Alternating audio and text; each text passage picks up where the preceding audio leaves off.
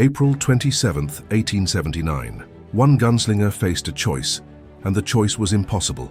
Odds and what he decided in that moment would echo through decades, not because it was heroic, but because it was human, and humans, when pushed to absolute limits, are capable of things that rewrite the rules of possible, and understanding how we arrived at this moment requires going back not 3 weeks but 3 months to when the first signs appeared that something was building toward inevitability, and one gunslinger was living what passed for an ordinary life in the Arizona Territory, which meant working claims that barely paid for beans and ammunition, and spending evenings in saloons where men told lies about their past and truths about their present. And the present was hard in ways that Eastern newspapers never captured, because the West wasn't adventure. It was attrition, was the slow grinding down of hope and health, and the naive belief that hard work guaranteed anything except more hard work. And one gunslinger had been ground down, had seen his youth disappear into played-out mines and bad luck, and the kind of incremental disappointments that don't make good stories but define most lives. And he'd made peace with that, had accepted that he wasn't going to strike it rich, wasn't going to build an empire, wasn't going to be remembered for anything, except maybe the quality of his gravestone, if anyone bothered to buy him one. But then impossible odds arrived, and arrival wasn't dramatic, was just another group of hard men in a territory full of hard men.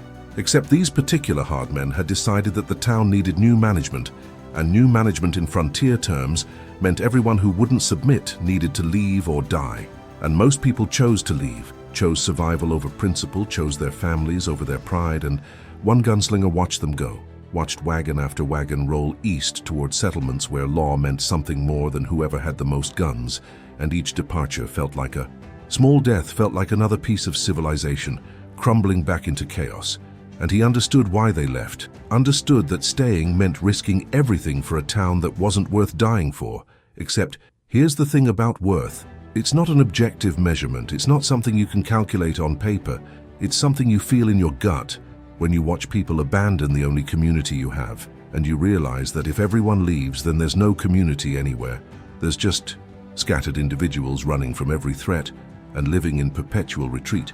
And one gunslinger was tired of retreating, had spent his whole life retreating from poverty, from violence, from the consequences of choices he'd made and hadn't made, and the idea of retreating one more time from one more threat in one more place felt like the final surrender, felt like admitting that he would spend the rest of his life running, and dying while running seemed worse than dying while standing. So he stayed. And staying meant preparing, because hope without preparation is just fantasy, and he'd had enough fantasy, had spent too many years hoping things would get better without doing anything to make them better. And this time, he would do something, would prepare, would plan, would transform hope into action and action into results. And the transformation began with information, because you can't fight what you don't understand.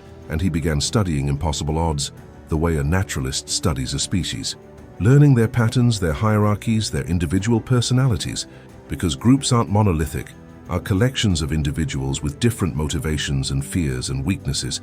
And if you understand the individuals, you can predict the group, and prediction is the foundation of all tactical planning, because if you know what someone will do, you can position yourself to exploit it.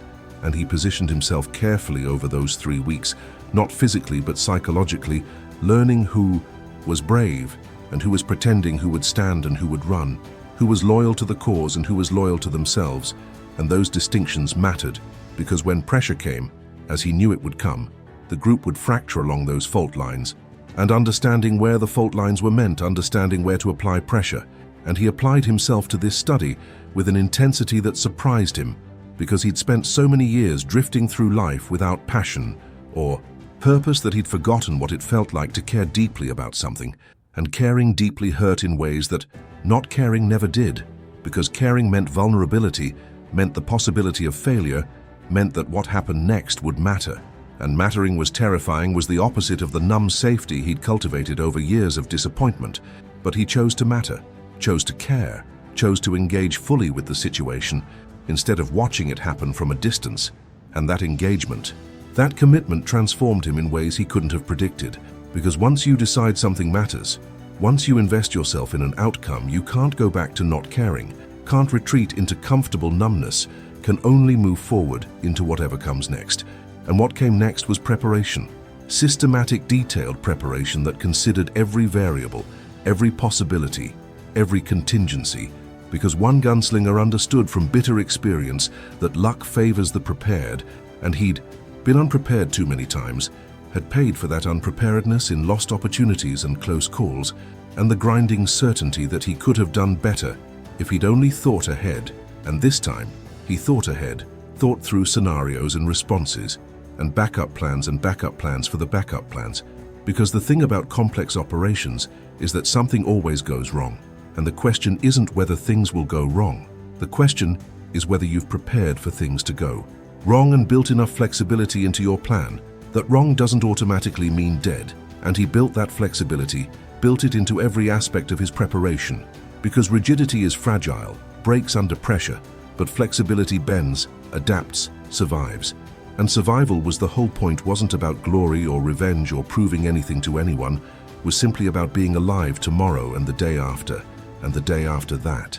And each day of aliveness was a victory over the forces that wanted him gone. And so the preparation began in earnest, and one gunslinger approached it the way a craftsman approaches a masterwork, with patience that bordered on obsessive and attention to details so small that most men would have dismissed them as irrelevant.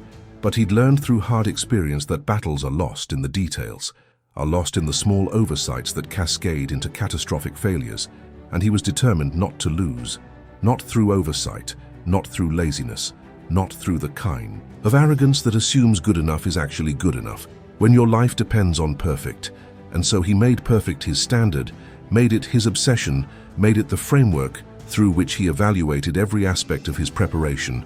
And the preparation was comprehensive, was all-encompassing, touched every element of the coming confrontation, because he understood that advantage is cumulative, that small advantages in multiple areas combine into overwhelming superiority. And he was going to need overwhelming superiority, because the numbers were against him, would always be against him. And numbers couldn't be changed, but preparation could be changed, could be improved, could be refined, until it compensated for numerical disadvantage through positional and psychological and tactical advantages that multiplied his effectiveness. And he started with the most basic element, which was his weapon. And the weapon wasn't just a tool, it was an extension of his will, was the instrument through which intention became reality. And that instrument needed to be perfect, needed to function flawlessly under conditions of extreme stress. And so he disassembled it, completely broke it down to every spring and screw and pin, and cleaned each component individually with an attention to detail that bordered on ritualistic. Because ritual creates certainty, and certainty under pressure is the difference between smooth operation and catastrophic malfunction. And he couldn't afford malfunction, couldn't afford the Colt jamming at the wrong moment, or misfiring or failing to extract a spent cartridge, because any of those failures would mean death, would mean all the preparation was wasted, would mean impossible odds would win through his equipment failure rather than their tactical superiority. And he refused to give them that victory, refused to let mechanical failure accomplish what they couldn't accomplish through skill. And so the weapon was perfect, was cleaned and oiled and tested again, until he could operate it in complete darkness, could load and unload and clear malfunctions by touch alone, because vision fails under stress, fails when dust fills the air, or blood runs into your eyes, or the sun is directly in your face.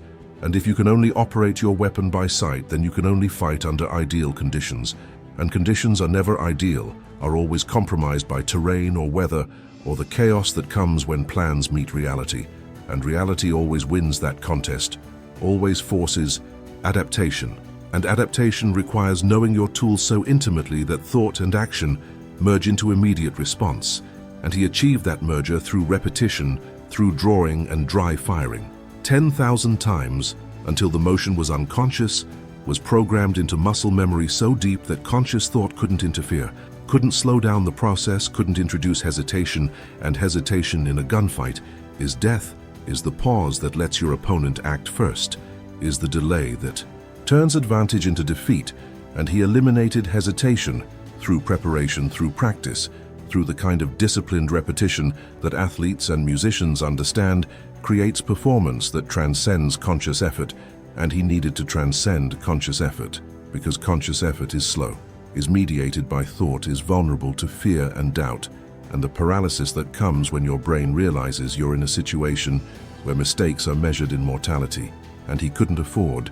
That paralysis couldn't afford to think his way through the crisis, had to feel his way through. It had to trust preparation and training, and the patterns he'd burned into his nervous system through endless repetition, and beyond the weapon, he prepared the ground because terrain is neutral. But understanding of terrain isn't neutral advantages, whoever studies it better. And he studied it obsessively, walked every foot of the area where he expected contact to occur, mapped distances and angles and lines of sight, and created in his mind a three-dimensional model of the space that he could rotate and examine from every possible perspective, and that mental model became his tactical Bible, became the foundation for every decision about positioning and movement, and when to engage and when to withdraw, because withdrawal isn't surrender, is tactical.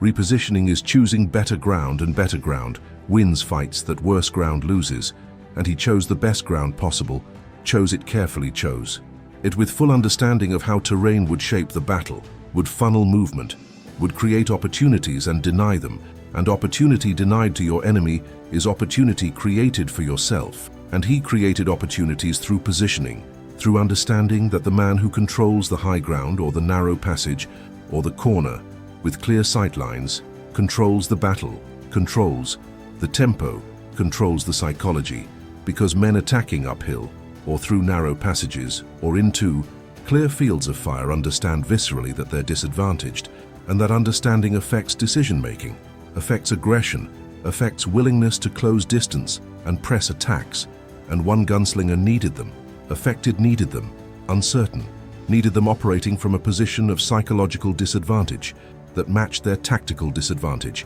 because psychological and tactical disadvantages compound each other, create a spiral of deteriorating confidence that turns cohesive. Units into mobs and mobs into individuals, fleeing in different directions, and individuals fleeing, can't coordinate, can't support each other, can't maintain the pressure necessary to overwhelm a prepared defender, and he was going to be prepared, was going to be more prepared than any defender in the history of the territory, was going to set a new standard for what preparation meant, and that standard was absolute, was uncompromising, was the kind of thorough planning that professional soldiers would recognize and respect, because one gunslinger, despite never having formal military training, understood warfare at a level that transcended training, understood it the way predators understand hunting through instinct and observation, and the hard lessons that come from survival. And he'd survived long enough to learn those lessons, had paid for them in scars and close calls, and nights wondering if the next day would be his last.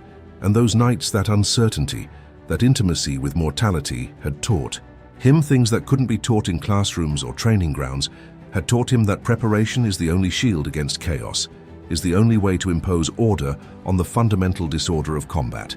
And he imposed that order, imposed it through systematic, methodical, comprehensive preparation that left nothing to chance.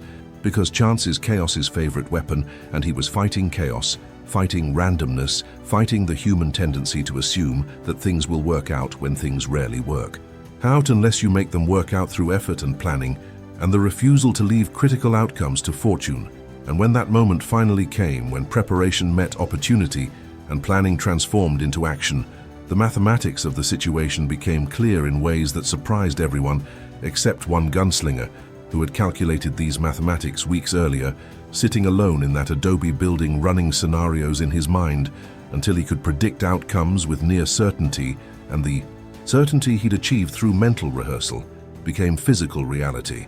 As impossible odds moved exactly as he'd predicted, moved with the kind of careless confidence that comes from never having been seriously challenged, never having faced someone who'd done the work, who'd paid the price, who'd transformed himself from ordinary into prepared, and prepared beats unprepared every single time, beats it so consistently that the outcome isn't really in doubt, is just a matter of execution, and he executed flawlessly, executed with the kind of calm that comes from knowing you've done everything possible to ensure success, and that knowledge that certainty eliminated the doubt that paralyzes lesser men under pressure, and he needed that certainty, needed that calm, because the chaos was coming, was inevitable, was the natural state of combat where plans collide with reality, and reality shreds plans, and the survivors are the ones who can adapt, who can think through the chaos, who can maintain mental clarity when everything around them is dissolving into noise and violence and fear. And he maintained that clarity, maintained it through disciplined thinking, through forcing himself to observe rather than react, to process information, rather than respond emotionally, to make decisions based on tactical reality, rather than the adrenaline dump that was trying to overwhelm his system. And his system wanted to be overwhelmed, wanted to surrender to fight or flight, wanted to stop thinking and start running.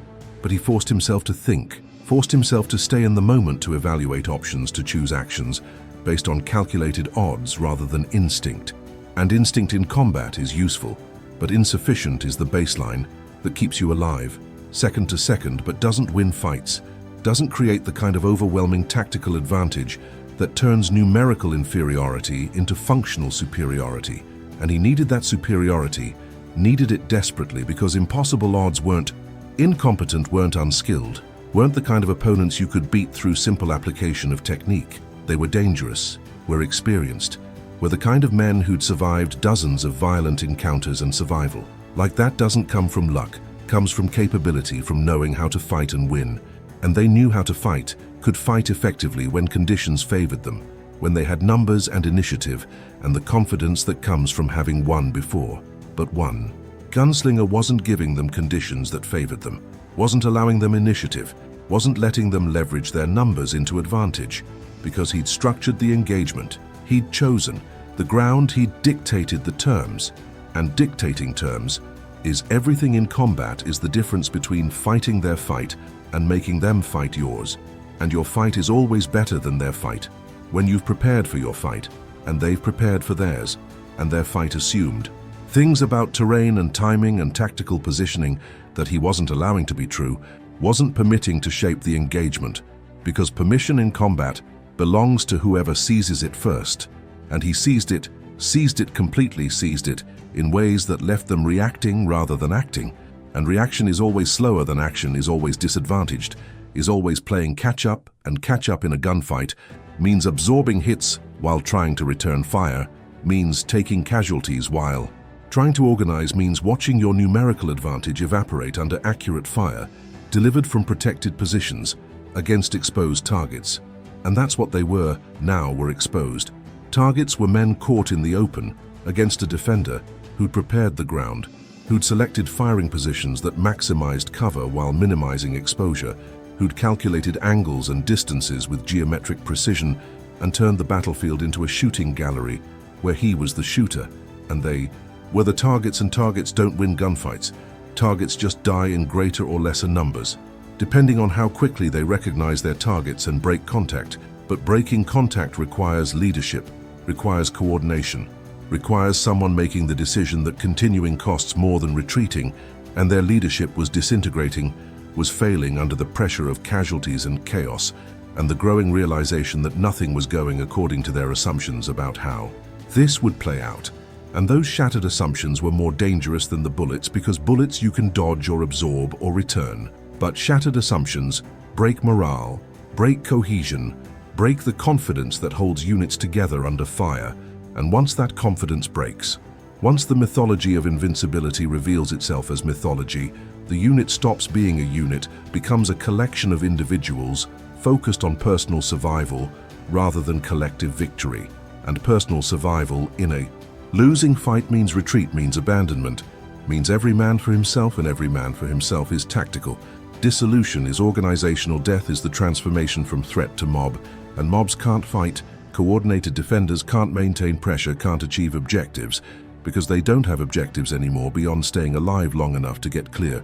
And getting clear means running, means exposing backs, means giving one gunslinger exactly what he needed, which was targets moving away from him, unable to return fire, unable to coordinate, unable to do anything except run and hope against a prepared defender, is fantasy, is wishful thinking, is the prayer of men who've already lost but haven't accepted it yet. And one gunslinger gave them time to accept it, gave them time to understand that continuing was pointless, was suicidal, was the kind of stubborn commitment to failed plans that gets everyone killed, and they accepted it grudgingly, but definitely accepted. That fighting one gunslinger cost more than winning could ever be worth, And that calculation, that brutal arithmetic, was his real weapon, wasn't the Colt or the prepared positions or the superior tactics. It was the cost-benefit analysis. He forced them to make the equation that said attempting this costs X and succeeding provides Y. And when X exceeds Y, you stop attempting. And they stopped, not because they couldn't continue, but because continuing was irrational, was the kind of sunk cost fallacy that destroys armies. And they were smart enough or frightened enough or hurt enough to refuse that destruction, to choose tactical retreat over pointless sacrifice. And the retreat was disorderly, was panicked, was the kind of route that professionals spend careers trying to avoid. But they weren't professionals anymore, weren't even a unit anymore, were just individuals running in different directions. And one gunslinger let them run, let them go, because pursuit was tactically unnecessary, was strategically counterproductive, was the kind of thing that feels satisfying but accomplishes nothing, except exposing yourself to risk when the objective has already been achieved, and the objective had been achieved completely, had been achieved so thoroughly that impossible odds would never threaten this town again, would never threaten anyone again, because their reputation had been destroyed, along with their cohesion and reputation in the West. Everything was the invisible force that made men comply or resist, and without reputation, you're just another group of armed men in a territory full of armed men, and they'd lost their reputation. Lost it, absolutely lost it, in 30 seconds of contact against a defender who'd turned their confidence into casualties and their assumptions into ashes. And the sequence that followed has been analyzed by military historians who saw in it principles that would later inform tactical doctrine, because what one gunslinger demonstrated was that force multiplication comes from preparation and positioning and psychological advantage, not from numbers. And he had all three advantages and used them systematically, working through impossible odds, not with overwhelming violence, but with calculated applications of pressure at exactly the right moments in exactly the right ways. And each application of pressure created a decision point, and each decision point revealed character, and character under pressure is destiny. And their character under pressure was to panic, to blame each other, to look for escape routes instead of solutions. And each panic, each blame, each escape attempt made them weaker, made them more vulnerable, made them easier to predict. And prediction is everything in combat, because if you know what your opponent will do, you've already won. You just have to execute. And execution was clean, was professional, was almost mathematical in its precision, because one gunslinger had reduced combat to an equation and was solving that equation, one variable at a time, and the variables were falling in exactly the order he'd predicted. Which isn't to say it was easy, because nothing about violence is easy, even when you've prepared perfectly, because the stakes are absolute, and absolute stakes create stress that no amount of training fully eliminates. But he'd trained for the stress, had practiced under simulated stress, had learned to function when his heart was trying to beat out of his chest, and his hands were trying to shake, and his brain was screaming at him to run. And functioning under that kind of physiological assault is what separated professionals from amateurs.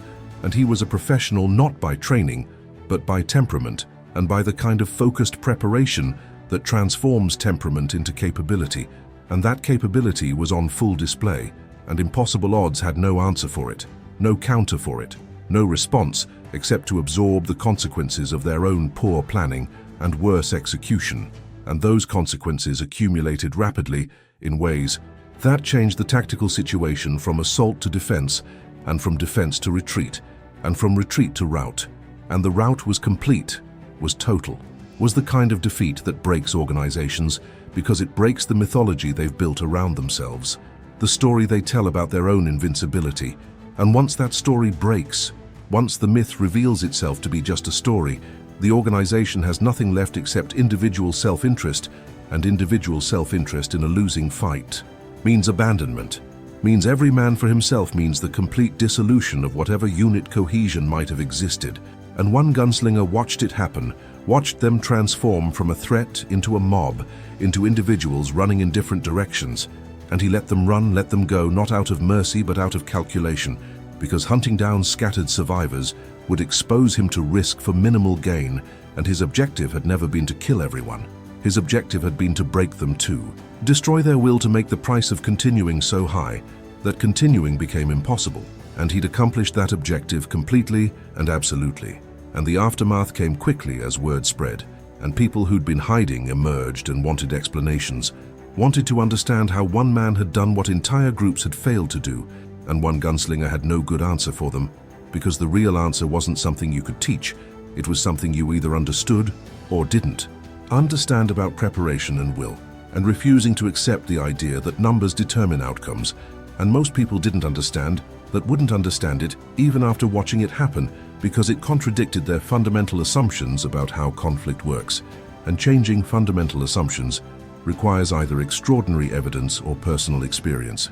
And they had the evidence but lacked the experience, and evidence without experience is just a story, and stories can be dismissed as exaggeration or luck or special circumstance, and he let them think whatever they needed to think, because their understanding or lack of understanding didn't matter.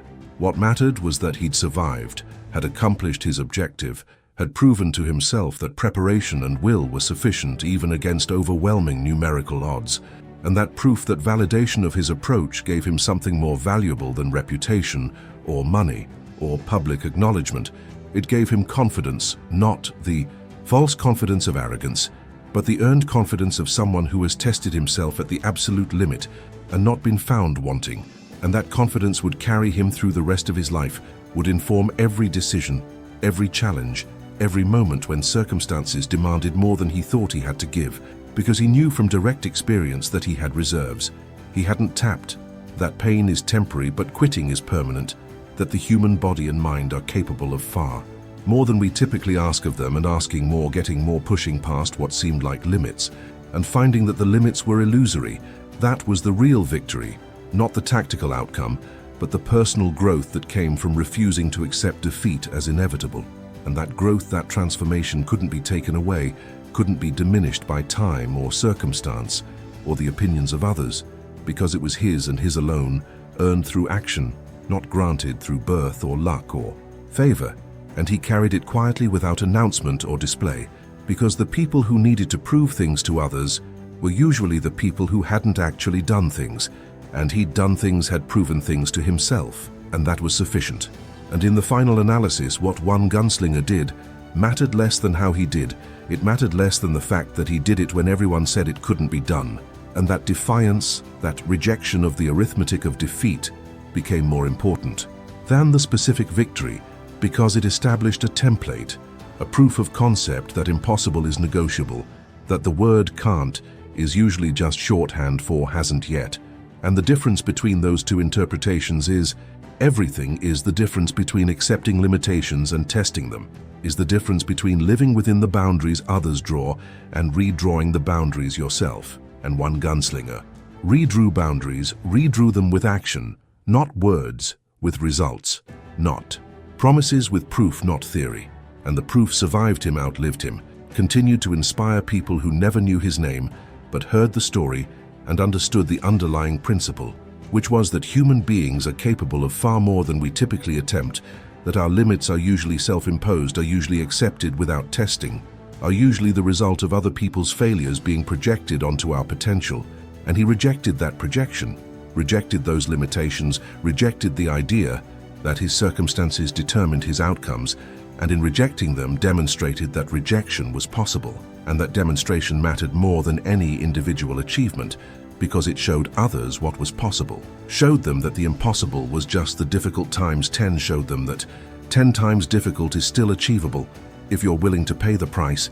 And he paid that price and proved that paying it was possible, and that proof rippled outward, touched people he never met, influenced decisions he never knew about, contributed to outcomes he never witnessed, because that's how proof works. It doesn't stay contained, doesn't limit itself to the immediate situation. It propagates forward through time and space and minds until the impossible thing becomes the thing that everyone knows can be done, because someone did it once.